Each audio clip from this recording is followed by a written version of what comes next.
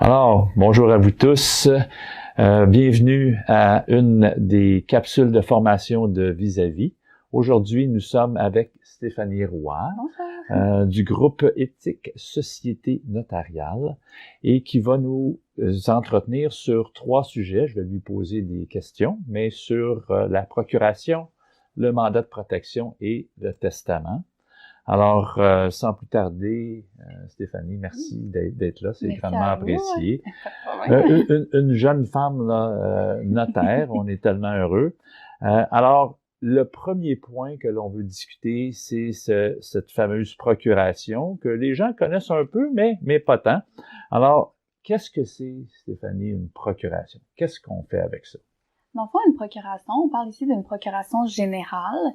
C'est une personne, souvent un aîné dans votre cas ici, qui va nommer une autre personne, le mandataire, pour lui donner des pouvoirs afin de pouvoir le représenter dans ses transactions de la vie courante, parce que à un certain point, la personne ne veut plus nécessairement s'en occuper elle-même, ou elle veut peut-être, elle sera pas disponible pour se déplacer ou quoi que ce soit. Donc, ce mandataire-là va pouvoir effectuer les transactions bancaires, s'occuper de la maison, les placements, tous les biens de la personne. Elle va pouvoir les gérer, les administrer.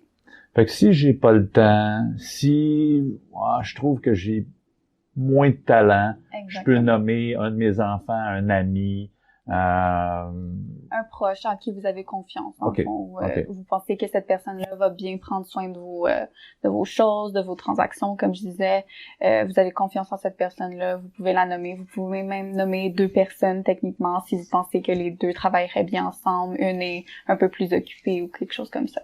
Ouais, le mot que tu t'as dit 2 fois, là, c'est confiance. Hein? Ça, je pense que c'est l'élément important. Oui, vraiment.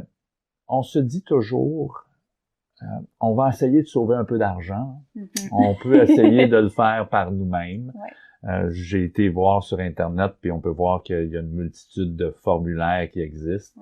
Alors, est-ce qu'on le fait nous-mêmes ou on utilise un groupe comme chez vous pour le faire? Oui, ben dans le fond, c'est sûr que en tant que notaire, c'est sûr qu'on recommande de le faire avec un notaire, mais pas juste parce qu'on est notaire qu'on recommande ça. C'est sûr, on peut aller le faire par nous-mêmes, l'écrire sur un papier à la maison, ou utiliser un formulaire qu'on trouve en ligne, mais souvent, ça va être quelque chose de très général. On va pas penser à tout prévoir. Tandis que si on va voir un notaire, ben lui, il va premièrement nous conseiller dans la rédaction de tout ça. Donc, on va s'assurer de prévoir tous nos besoins et aussi c'est sûr que le notaire va s'assurer que vous comprenez tous les points de la procuration. Donc, vous allez être bien couvert, tout comprendre, pas de problème pour ça. Et puis, en plus, le notaire va s'assurer de conserver la procuration. Donc, si jamais vous avez besoin d'une copie, vous voulez en donner à votre mandataire ou à d'autres personnes, à la banque, par exemple, ben c'est sûr qu'il y aura pas de problème pour ça. Tandis que si vous le faites vous-même, ça peut être un petit peu plus complexe. Moi, ce que j'ai aimé, parce que je l'ai fait avec notaire, avec mon papa, et avec mon frère, c'est d'avoir les explications. Exactement. Hein, parce que tu as des questions, et là, tu as un professionnel qui est capable de t'aider, comme toi. Exactement. Plutôt que chercher sur Internet, c'est mieux de parler à quelqu'un qui sait qu'est-ce qu'il dit. Stéphanie, si je deviens inapte, j'ai fait une procuration avec, par exemple, mes enfants, et je deviens inapte. Qu'est-ce qui se passe avec ce document-là? Dans le fond, la procuration est valide pendant que vous êtes apte.